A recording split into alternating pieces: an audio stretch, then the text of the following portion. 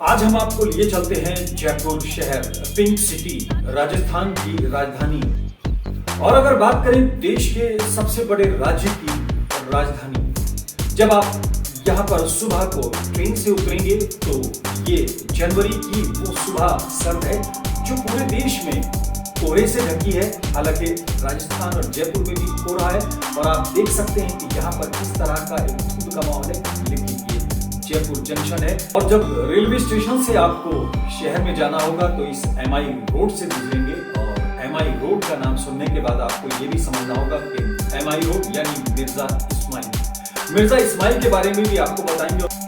और ये ऊंची इमारत हवा महल है जो राजस्थान और बल्कि जयपुर नहीं बल्कि पूरे देश की एक ऐसी धरोहर है जिस पर चर्चा होना बहुत दिलचस्प है और जिसके बारे में बहुत चीजें बताई जाएंगी, क्योंकि इस तरह से यहाँ लगभग 953 छोटे छोटे झरोखे हैं और छोटे छोटे विंडोज हैं। इस पर आपको विस्तार से बताएंगे और फिर आपको ले चलेंगे इस ऐसी इमारत में जो न सिर्फ एक राजशाही की धरोहर है बल्कि एक ऐसी पहचान है भारतीय वास्तुकला की और पुराने कंस्ट्रक्शन की और आर्किटेक्चर की, जिसके बारे में पूरी दुनिया में चर्चा होती है। जी हाँ, ये है केंद्रीय संग्रहालय अल्बर्ट हॉल म्यूजियम। इसमें बहुत चीजें यादगार हैं और ये खुद यादगार है। इस पर आपको विस्तार से अंदर तक की खबरें आपको दिखाएंगे और आपको अंदर की वो वीडियोस और वो तस्वीरें दिखाएंगे जो आप घर बैठे देख सकते हैं और आप अंदाजा कर सकते हैं कि वाकई में जयपुर क्यों जयपुर है।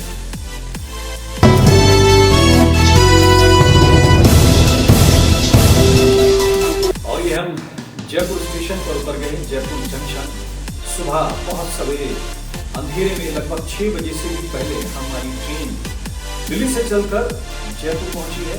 ये धुंध का माहौल है, सर्दी आप देख सकते हैं। मुसाफिरों के इस तरह कान ढके हुए से ढके हुए हैं और कैसे उन्होंने कपड़े पहने हुए हैं, जो तमाम आप सर्दी का वो नज़ारा देख सकते हैं। दिल्ली एनसीआर में नहीं बल्कि पूरी दुनिया में फिलहाल ठंड का एक तरह से जनवरी में माहौल है। राजस्थान भी और जयपुर भी उससे अछूता नहीं है।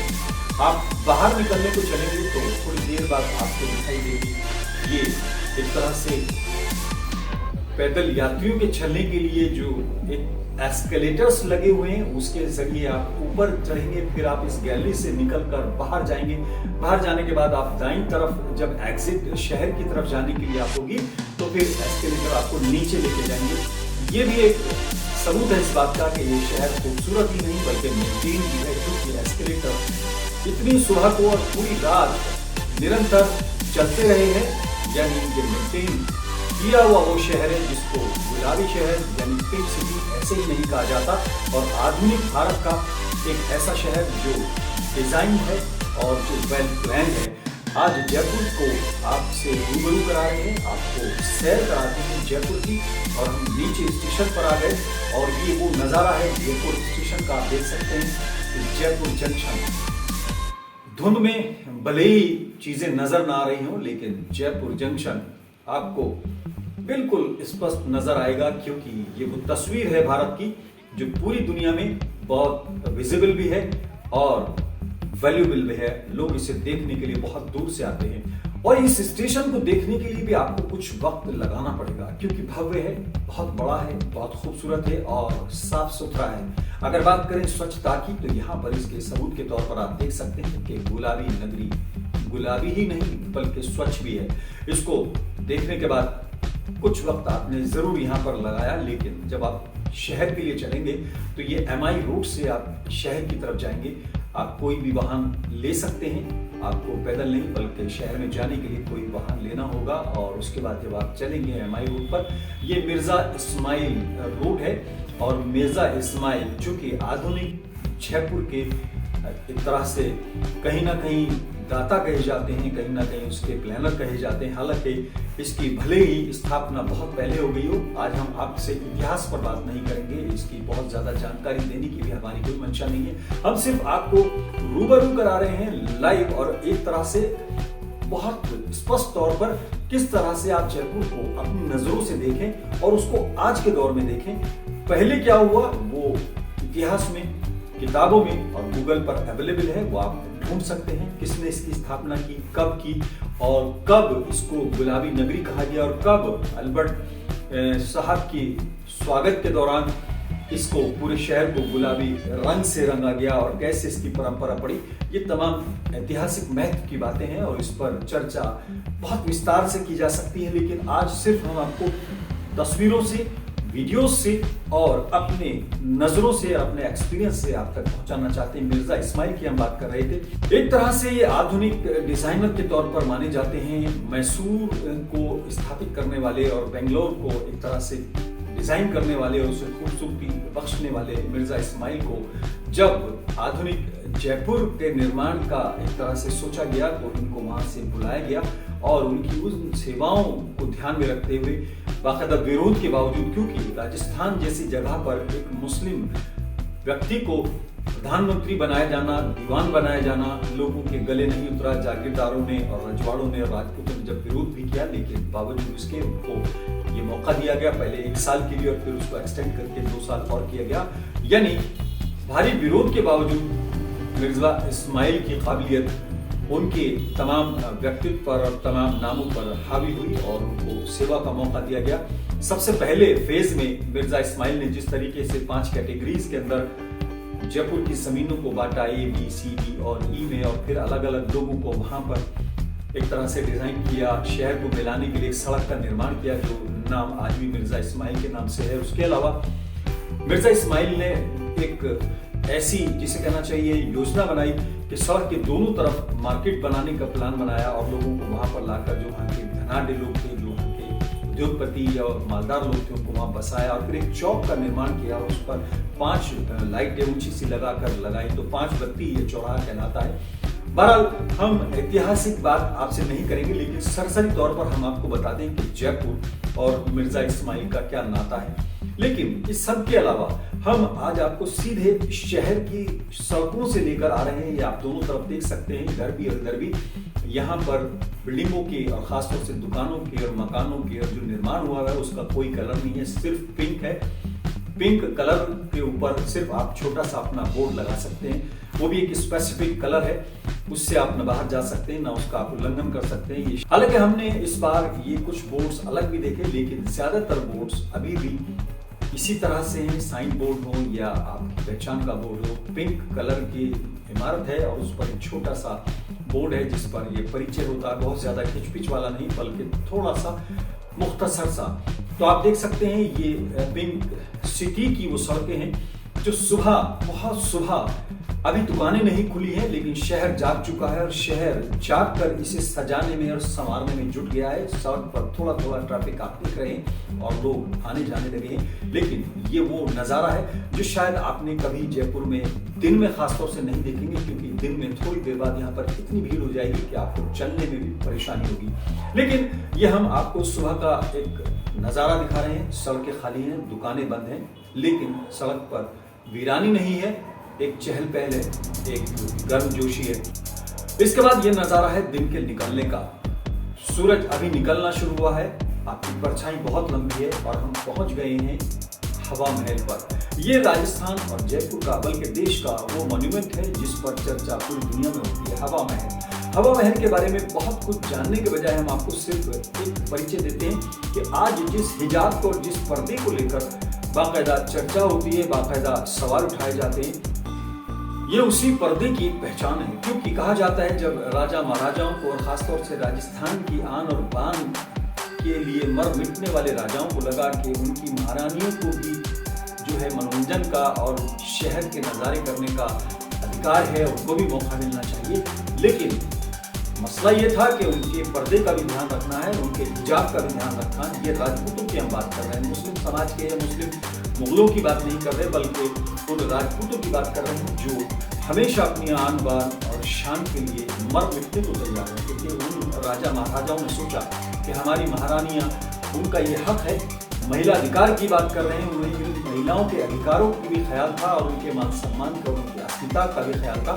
तो ये हवा महल का निर्माण किया गया और लगभग 593 छोटे छोटे झरोखे बनाए। आप देख सकते हैं पूरे इमारत के अंदर ये छोटे छोटे झरोखे हैं, ताकि कोई रैली, कोई फंक्शन, कोई यात्रा, कोई ऐसा आयोजन अगर शहर में होता है और वहाँ से वो गुजरता है तो महारानियाँ और महिलाएं जो खासतौर से राजघराने की है वो यहाँ बैठकर उनका नज़ारा भी कर सके, उनको कोई न देख सके लेकिन वो सबको देख सके, ताकि उनको भी एक तरह से जो उनका अधिकार है वो पूरा हो सके और उनके मान सम्मान की हिफाजत हो सके। जी हाँ, ये हिजाब तो नहीं लेकिन ये वो पर्दा था जो एक हमारी संस्कृति की, खासतौर से भारतीय संस्कृति की पहचान थी। तो हवा महल को लेकर बहुत से आपने चीज़ें सुनी होंगी, लेकिन इसके उद्देश्यों पर अगर जाएंगे तो बड़ा नोबेल ये एक तरह से उद्देश्य था। उसकी पूर्ति के लिए हवा महल का निर्माण किया गया। बहुत ज़्यादा चौड़ी इसकी दीवारें नहीं हैं, बहुत कम चौड़ाई वाली ये दीवार, और इसकी ऊंचाई आप देख सकते हैं। ऊपर तक आप जाएंगे तो नज़ारा कुछ और होगा। इसकी हाइट अगर देखेंगे तो वो बहुत अद्भुत है, कलाकृतियाँ तमाम अद्भुत हैं, बिल्कुल अलग तरह का निर्माण। हवा महल को अंदर से आप जाकर देखेंगे, एक म्यूजियम है, लेकिन ये बाहर का नजारा है, चारों तरफ का भी नजारा हम आपको दिखा रहे हैं। और हवा महल को आप ऐसे देखें कि जो आप बिना देखे अपने आप को रोक ना पाए। इसको इतिहास में ना पढ़ें, किताबों में ना पढ़ें, बल्कि इसको आकर खुद अपनी आंखों से देखें और ये देखें कि भारतीय संस्कृति में, यहाँ की धरोहर में क्या क्या ऐसी चीजें हैं जो देखने लायक हैं। हवा महल भी उसमें से एक है जिसको आप देखेंगे और गर्व करेंगे कि हम भारतीय हैं, क्योंकि ये देखने लायक है, पढ़ने लायक नहीं बल्कि देखने के लायक है। अगर आप कभी कोई टूर बनाएं, कोई आपका ऐसा पर्यटन का इरादा हो तो उसमें जयपुर को प्रमुखता से आप जगह दे सकते हैं। और हवा महल उसकी वजह हो सकती है कि हवा महल देखना है। हवा महल एक एयर कंडीशन और किसी भी मौसम के अंदर हवा यहाँ पर रहेगी और अंदर वाला आपको नजर नहीं आएगा, लेकिन बाहर के सब लोग उसकी नजरों में होंगे। अद्भुत कलाकृति है, इसके बारे में पढ़िए, खूब जानकारी लीजिए, लेकिन देखने के इरादे से जयपुर आए तो ये जरूर देखें कि हवा महल वाकई में हवा महल है। हवा महल को देखने आने वाले लोगों के अंदर एक दिलचस्पी और होती है, बल्कि एक ख्वाहिश और होती है कि हवा महल को देखें और हवा महल को देखते हुए लोगों को भी दिखाएं। यानी यहाँ पर आकर लोग सेल्फी भी लेते हैं, अपने फोटो भी खींचते हैं और अपने आप को यहाँ पर आने का सबूत तैयार करने के लिए सामने खड़े होकर अपने कैमरामैन से कहते हैं कि मेरा फोटो खींचिए। यहाँ पर प्रोफेशनल कैमरामैन भी आपको मिल जाएंगे जो कि आपकी तस्वीरें खींचने के लिए थोड़ी सी रकम तो लेंगे, लेकिन आपकी इस सफर को यादगार बना देंगे। हमने भी अपने कैमरामैन से कहा कि थोड़ा सा एंगल अलग लें, कोशिश करें कि हम दिखे ना दिखें, ये अद्भुत इमारत जरूर दिखे। अब हम आपको लिए चलते हैं जयपुर की सड़कों से होते हुए और आपको कुछ मार्केट्स के नज़ारे कराते हुए। ये आप देख सकते हैं, अगर बात करें चाहे वो बड़ी चौपड़ हो, चाहे वो चांदपुर हो, चाहे वो जौहरी बाजार हो, चाहे वो तमाम मार्केट्स हों जिनको देखने के लिए त्रिपुली बाजार है और चीज़ें, इसके बीच में कई ऐसे टावर्स हैं जो आप देख सकते हैं। इसके अलावा त्रिपुली में आप देख सकते हैं ये एक ऐसी इमारत है जो पुरानी कला करती है और ख़ासतौर से हमारे वास्तुशास्त्र को खासतौर से रिप्रेजेंट करती है। और आप देख सकते हैं कि उस जमाने में भी हमारा जो आर्किटेक्चर था वो कितना गजब था। बहरहाल की पुरानी इमारतें, पुराने मॉन्यूमेंट्स और ये सड़कें और ये कलाकृति ये साबित करती है कि भारत की धरोहर बेमिसाल है, लाजवाब है, अद्भुत है और देखने लायक है। जयपुर को देखने के बाद आप बिल्कुल ये महसूस कर सकते हैं कि भारत आखिर क्यों सोने की चिड़िया कहलाता था और आखिर इसमें क्या खास था। अगर आप जयपुर आए और आपने अल्बर्ट हॉल ना देखा तो कुछ ना देखा। जी हाँ, केंद्रीय संग्रहालय, सेंट्रल म्यूजियम, ये वो इमारत है जो लंदन के अल्बर्ट हॉल के नाम पर जिसको रखा गया। और ये एक ऐसी इमारत है जिसको देखने के बाद आपको लगेगा कि जयपुर अपने सफर को यादगार बनाने के लिए बाकायदा पूरी तरह से अलग अलग अंदाज में फोटो खिंचाते हैं, वीडियो बनवाते हैं। और यहाँ पर मौजूद कबूतर आपसे डरते नहीं, क्योंकि यहाँ के कबूतर को मालूम है कि यहाँ जो आया है वो टूरिस्ट ही नहीं बल्कि वन्य जीव और प्राणियों का दोस्त भी है। क्योंकि आप देखें ये उड़ नहीं रहे हैं, बाकायदा इनको उड़ाया इसलिए जाता है कि वीडियो के अंदर ये आए और नज़ारा बेहद खूबसूरत हो जाए। हालांकि नज़ारा खूबसूरत है, सुबह की धूप है और इस धूप में ये चमकता हुआ अल्बर्ट हॉल है। चारों तरफ आप देखेंगे अद्भुत कलाकृति है, अद्भुत कंस्ट्रक्शन है और बहुत बेमिसाल एक ऐसी इमारत जिसे देखते रहें और देखते रहें। चारों तरफ का हम आपको नज़ारा इसलिए दिखा रहे हैं कि ये पढ़ने का या इसके बारे में सुनने का नहीं, बल्कि ये देखने का मुकाम है। आप आएंगे तो आपको लगेगा कि आपका आने का वक्त बेकार नहीं गया और आपने जो देखा वाकई में देखे जाने लायक है। और आपने अगर अब तक नहीं देखा तो क्यों नहीं देखा, ये आपके मन में खुद सवाल आएगा। आप खुद से पूछेंगे कि अब तक क्यों नहीं आए। बहरहाल यहाँ पर आप आ गए हैं तो ये भी देखिए कि अंदर क्या है। हम आपको अंदर लिए चलते हैं, लेकिन इसके लिए आपको 50 रुपए की फीस देनी होगी, क्योंकि ये मेंटेनेंस के नाम पर या इसके रखरखाव के नाम पर भी और आपके देखने के नाम पर गवर्नमेंट ऑफ राजस्थान का टूरिज्म डिपार्टमेंट और जो आर्कियोलॉजिकल डिपार्टमेंट वगैरह तमाम है वो 50 रुपए की फीस लेते हैं। काउंटर से जाकर आप जब देते हैं फिर आपको अंदर एंट्री मिलती है। अंदर आप जाते हैं तो जाने के बाद आप शुरू से लेकर आखिर तक अपने अलग अलग अंदाज में फोटो खिंचवा सकते हैं, वीडियो बनवा सकते हैं, बाहर भी आप बनवा सकते हैं, अंदर भी आप बना सकते हैं। ये जो फीस है 50 रुपए, ये इसकी नहीं बल्कि अंदर एंट्री की है। अंदर आप जाएं, फिर आप देखें कि दीवार के ऊपर वो यादगार तस्वीरें हैं जो कभी यहाँ के महाराज हुआ करते थे, इन महाराजाओं की तस्वीरें हैं, ये फोटोज लगे हुए हैं। आप देखेंगे ये वॉल के ऊपर का नजारा। इस इमारत के बारे में जो भी अल्फाज आप इस्तेमाल करें वो कम है। आलीशान, अद्भुत, बेमिसाल, बेहद खूबसूरत और गौरवशाली, ये तमाम वो अल्फाज हैं जो अंदर आप जाएंगे तो आपके जबान पर अचानक आ जाएंगे।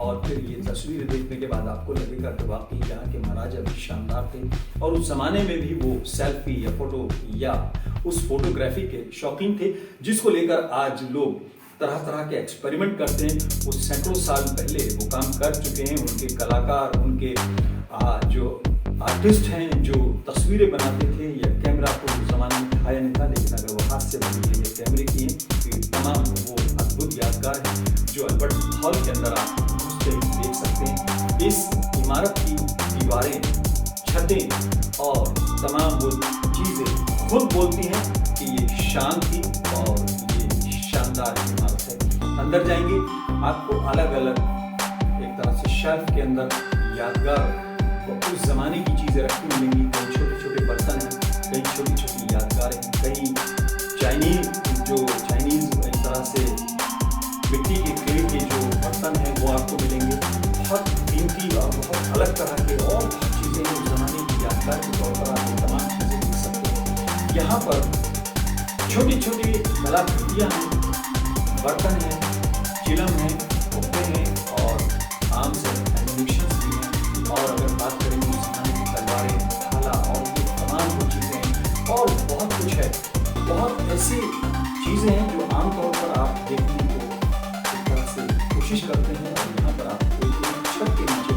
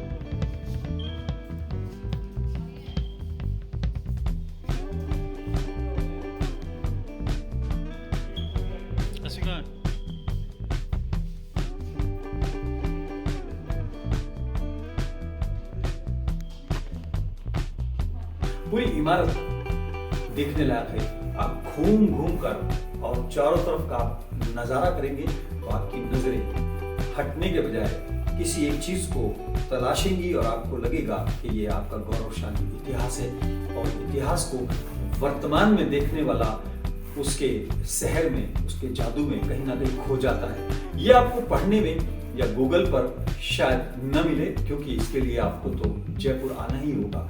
जयपुर अगर आप आए और अल्बर्ट हॉल के अंदर आप घुस गए हैं तो फिर आप घूमें और देखें और यहाँ का एक इंतजाम भी देखें। बहुत कम स्टाफ बहुत शानदार तरीके से पीसफुली आपका वेलकम भी करता है और ऐसा माहौल मुहैया कराता है कि आप यहाँ पर बिल्कुल सुकून से तमाम चीजें देख सकें जो आपके इतिहास से, बल्कि आपके गौरवशाली इतिहास से जुड़ी हैं। सबसे खास बात यह है, ये स्टाफ कभी आपके सामने नहीं आता, आपके कैमरे के आगे आके कोशिश नहीं करता कि वो भी दिखे। अगर आप कैमरा चला रहे हैं तो छुप के, बच के और आपके कैमरे से बचने की कोशिश करता है ताकि वो आपके कैमरे में ना आ सके। ये एक खास बात हमने जयपुर के अंदर देखी। और ये अल्बर्ट हॉल में आप देख सकते हैं, ये भाले, ये तलवारें, ये तस्वीरें, ये तमाम चीजें देखने लायक हैं। आज ये शेल्फ के अंदर रखी हैं यादगार के तौर पर, लेकिन यही वो चीजें हैं जिसकी वजह से गौरवशाली इतिहास यादगार बन गया है।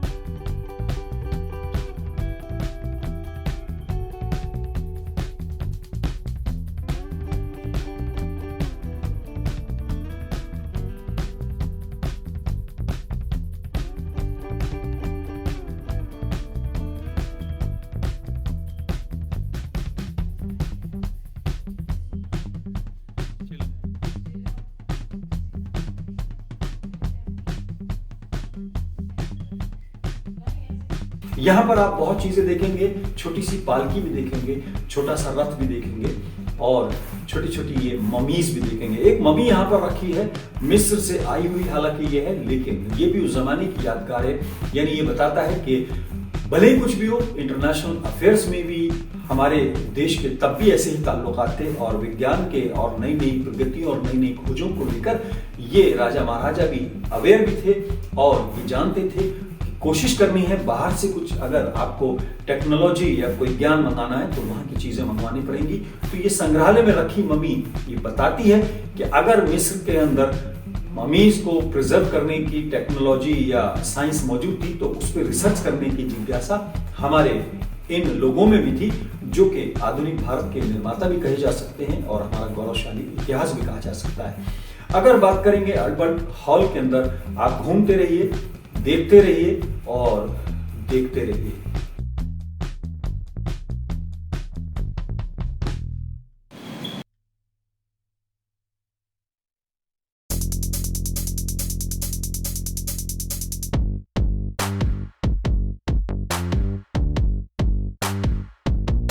अल्बर्ट हॉल हो या फिर यहाँ के अंदर के नज़ारे या फिर इसके आसपास का वो खूबसूरत एक तरह से माहौल, जिसको महसूस करने के लिए सिर्फ जयपुर आना ही एक ज़रूरत है, क्योंकि पढ़ने से या किताब में देखने से या गूगल पर सर्च करने से शायद वो आपको मज़ा नहीं आएगा। अगर आप ड्राइंग रूम में बैठकर ये कोशिश करते हैं कि तैरना सीख लिया जाए किताब पढ़कर, तो शायद इतना ही आनंद इसमें भी आएगा कि आप अल्बर्ट हॉल आए बगैर किताब से पढ़कर ये देख लें कि इसका इतिहास क्या है। आज इतिहास और भूगोल की बात नहीं होगी, बल्कि लाइव नज़ारों की बात होगी जो आप यहाँ पर देख रहे हैं, और देखने का मज़ा अलग ही है। हम ये भी नहीं कहेंगे कि आप हमारा वीडियो देखने के बाद संतुष्ट हो जाएं और ये कोशिश ना करें कि आप खुद भी आएँ, क्योंकि आपका आना अब शायद ज़्यादा ज़रूरी हो गया, क्योंकि ये आपने जो नज़ारे देखे हैं ये अद्भुत है। आपसे ये रिक्वेस्ट भी है कि अगर आपको वीडियो में कोई खामी नजर आती है तो आप सजेस्ट भी करें। अगर आपको अच्छी नहीं भी लग रही है तो कम से कम सब्सक्राइब भी करें और लाइक भी करें और अपने कमेंट भी हमको दें, ताकि हम अगले वीडियो में जब हम कोशिश करेंगे कि नाहरगढ़ किले की और जगहों की आपको सैर कराएं तो हम उसमें सुधार कर सकें। हमारी कोशिश रहती है कि अपनी वीडियोस के अंदर हम उन जानकारियों को दें जो हम खुद देख सकते हैं या हमने खुद देखी है। हम ये नहीं चाहते कि घर बैठे कोई ऐसी वीडियो बनाएं या कोई ऐसी जानकारी आपको दें जो हम छू के ना देख सके हों या जिसको हमने अपनी नजरों से ना देखा हो। चाहे हमारी खबर हो, चाहे हमारी कोई जानकारी हो या हमारा कोई एनालिसिस हो, हम कोशिश करते हैं कि वो पूरी तरह जांच के परख कर और तभी आप तक पहुंचाया जाए।